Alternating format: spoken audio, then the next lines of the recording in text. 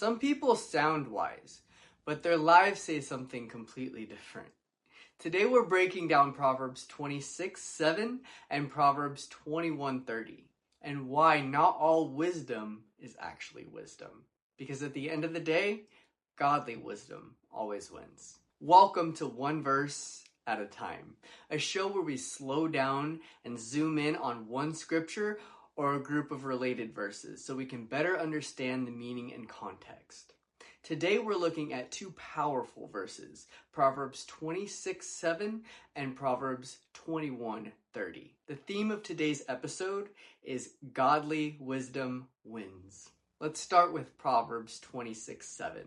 Like the legs that are useless to the lame, so is a proverb in the mouth of a fool who cannot learn from its wisdom. This verse is painting a picture. It's telling us that when a foolish person speaks wise words, those words don't actually function the way they're supposed to. In other words, they may sound right, but they don't produce anything. Why?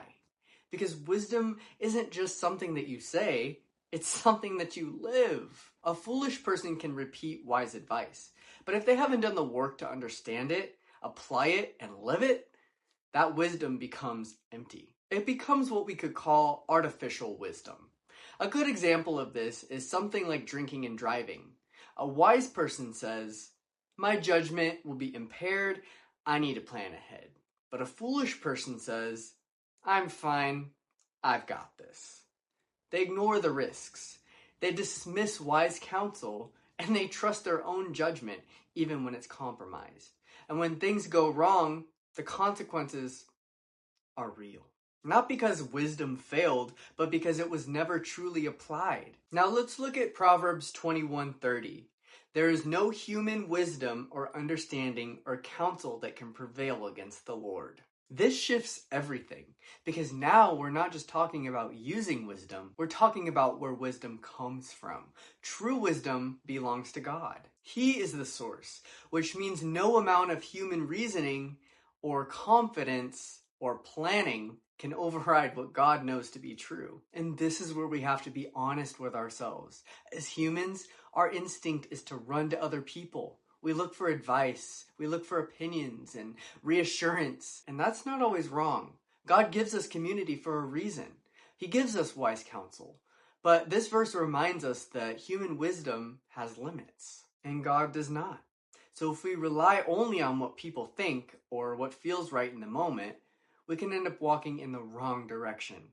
But when we go to God first, when we seek His wisdom, we begin to align our lives with the truth. And that changes everything, because God didn't create us to figure out life on our own. He created us to depend on Him, to seek Him, to trust Him, to follow His wisdom even when it doesn't make sense right away. So when you put these two verses together, the message becomes clear. You can repeat wisdom, but if it's not rooted in God and not lived out in your life, it won't produce anything.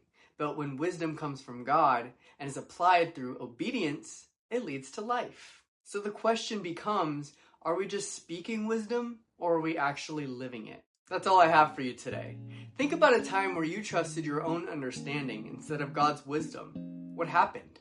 Let me know in the comments. And if you want to keep growing spiritually, let's continue to uncover God's truth together, one verse at a time. I'll see you next week.